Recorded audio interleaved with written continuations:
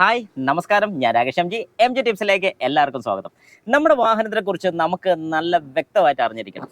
അതെന്തുകൊണ്ടാണെന്നൊരു doubt വന്നോ? നിങ്ങൾ ഉപയോഗിക്കുന്ന വാഹനം ഏതാണോ? ഇപ്പം ഞാൻ ഉപയോഗിക്കുന്ന എൻ്റെ സെലീറിയാണ്. എനിക്ക് സെലീറിയെ കുറിച്ചൊരു ഏകദേശം നല്ലൊരു ഐഡിയ ഉണ്ട്. അതുപോലെ നിങ്ങൾക്കും നിങ്ങളുടെ വാഹനത്തെ കുറിച്ചൊരു ഐഡിയ വേണം. ഐഡിയ എന്തിനാന്ന് ചോദിച്ചു കഴിഞ്ഞാൽ, ഇപ്പം നിങ്ങളൊരു വാഹനം സർവീസിന് കൊണ്ടുപോവാണ്, അല്ലെങ്കിൽ സർവീസ് കഴിഞ്ഞ് വരികയാണ്. സർവീസ് കഴിഞ്ഞ് വന്നിട്ട് നിങ്ങളുടെ ഒരു ഫ്രണ്ട്സിനോടോ അല്ലെങ്കിൽ ഫാമിലിയിലുള്ള ആരോടെങ്കിലും ജസ്റ്റ് പറയാണ്, ഞാൻ ഇന്ന സംഗതി ചെയ്തു, ഇത് മാറി അത് മാറി എന്നൊക്കെ പറയുമ്പോഴത്തേക്ക്, അല്ലെങ്കിൽ ഫ്യൂൽ ഫിൽറ്റർ മാറി, എയർ ഫിൽറ്റർ മാറി, പ്ലഗ് മാറി എന്നൊക്കെ നമ്മൾ ഒരാളോട് പറയുമ്പോൾ അവരാദ്യം ചോദിക്കുന്ന കാര്യമായിരിക്കും, എന്തിനാ ഇതൊക്കെ മാറുന്നത്? ഇതൊന്നും മാറേണ്ട കാര്യമൊന്നുമില്ല, നിന്നെ അവർ പറ്റിച്ചതാടാ, വെറുതെ കൊണ്ട് അവിടെ കൊടുത്തില്ല, ഇവിടെ കൊടുത്താൽ പോരായിരുന്നു എന്നൊക്കെ ചോദിക്കുന്ന പലർക്കും മറുപടി കൊടുക്കാൻ നിങ്ങൾക്ക് സാധിക്കും.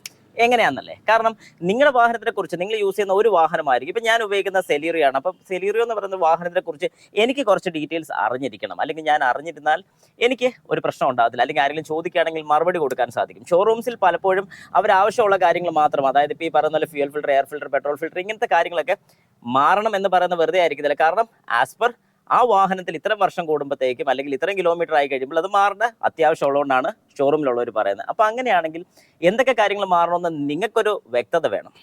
അതിന് വേണ്ടിയിട്ട് നമ്മുടെ വാഹനത്തിൽ നമുക്ക്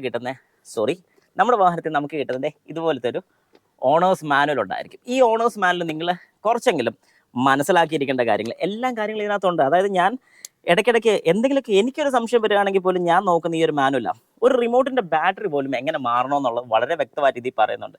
എന്നിട്ട് പോലും പലർക്കും സംശയമാണ്. പോട്ടെ, ഇതൊക്കെ ഒക്കെ ഡൗട്ടാണെന്ന് പറയാം. പിന്നെ വാഹനത്തിൻ്റെ സമയം സെറ്റ് ചെയ്യാൻ അറിയാൻ മേലാത്ത എത്ര പേരുണ്ട് ഇപ്പോഴും ഈ ഒരു വീഡിയോ കാണുന്നത്? നിങ്ങൾ ജസ്റ്റ് ഒന്ന് കമൻറ്റ് ഇടുക. കാരണം ഞാൻ ആരെയും കുറ്റപ്പെടുത്താൻ പറയുന്നല്ല, പക്ഷേ നിങ്ങളത് പഠിച്ചിരിക്കണം. ഒരു വാഹനത്തിൻ്റെ സമയം സെറ്റ് ചെയ്യാനൊക്കെ ഉള്ളതെന്ന് പറഞ്ഞാൽ വളരെ ബേസിക് ആയിട്ടുള്ള കാര്യമാണ്. അങ്ങനത്തെ ബേസിക് ആയിട്ടുള്ള കാര്യങ്ങൾ എല്ലാം നിങ്ങൾ അറിഞ്ഞിരിക്കണം. അതിന് വേണ്ടിയിട്ടാണ് ഈ ഒരു ബുക്ക് എപ്പോഴും നിങ്ങൾ വായിച്ചിരിക്കണം, അല്ലെങ്കിൽ നോക്കിയിരിക്കണം എന്ന് ഞാൻ എപ്പോഴും എൻ്റെ പല വീഡിയോസിലും പറയുന്നതിൻ്റെ കാര്യം. ശരി, ഇനി നമ്മൾ പറഞ്ഞൊരു പോയിന്റിലോട്ട് വരാം. ഇതിനകത്ത് നമുക്ക് നോക്കുന്ന സമയത്ത് ഇൻസ്പെക്ഷൻ എന്ന് പറയുന്ന ഒരു പേജ് നമുക്ക് കാണാൻ സാധിക്കും. ഇൻസ്പെക്ഷൻ ആൻഡ് മെയിൻ്റെനൻസ് എന്ന് പറയുന്നൊരു പേജ്. എത്ര പേർക്ക് വ്യക്തമായിട്ട് കാണാൻ പറ്റുമെന്ന് എനിക്ക് അറിയത്തില്ല. ഇൻസ്പെക്ഷൻ ആൻഡ് മെയിൻ്റെനൻസ് എന്ന് പറഞ്ഞു കൊടുത്തിരിക്കുന്നത് ഈ ഒരു പേജ് നിങ്ങൾ മസ്റ്റായിട്ടും അറിഞ്ഞിരിക്കേണ്ട കുറച്ച് കാര്യങ്ങളുണ്ട്. ആകെപ്പാടെ 2 പേജ്. ഈ ബുക്ക് വായിക്കാൻ ബുദ്ധിമുട്ടുള്ളവർ വായിക്കേണ്ട. ജസ്റ്റ് ഈ ഒരു പേജ് മാത്രം നിങ്ങളൊന്ന് നോക്കുക. ഇതിനകത്ത് വളരെ വ്യക്തമായിട്ട് കൊടുത്തിട്ടുണ്ട് കിലോമീറ്റർ അല്ലെങ്കിൽ മന്ത്സ്. ഈ ഒന്നെന്ന് പറഞ്ഞു കൊടുത്തിരിക്കുന്ന 1000 കിലോമീറ്റർ, 5000 കിലോമീറ്റർ, 10000 കിലോമീറ്റർ, 20000, 30,000, 40,000, 50,000 അങ്ങനെ പോകുന്നു. ഇത് മാസക്കണക്ക്. അതായത് നിങ്ങളുടെ വാഹനത്തിന് ഓട്ടം ഇല്ലെന്നുണ്ടെങ്കിൽ മാസക്കണക്ക്. First 1 month, 6 months, 12 months, 24 months, 36 months, 48 months. അതായത് 6 മാസം, 1 വർഷം, 2 വർഷം, 3 വർഷം, 4 വർഷം, 5 വർഷം, അങ്ങനെ വർഷക്കണക്ക് പോകുന്നു. ഈ വർഷക്കണക്കിൽ എന്തൊക്കെ കാര്യങ്ങൾ നിങ്ങൾ റീപ്ലേസ് ചെയ്യണം? 6 ഇട്ടിരിക്കുന്ന എല്ലാം റീപ്ലേസ്. ഇനി ഇതിലെന്തെങ്കിലും സംശയം ഉണ്ടെങ്കിൽ ഇപ്പുറത്തെ പേജ് മറിച്ച് നോക്കുക. അവിടെ വ്യക്തമായിട്ട് കൊടുത്തിട്ടുണ്ട്. C for clean, R for replace, I for inspection, L for lubricate, T for tighten, O for rotate. ഈ കാര്യങ്ങൾ വളരെ വ്യക്തമായിട്ട് നമ്മുടെ ഈ ബുക്കിൽ പറഞ്ഞിട്ടുണ്ട്.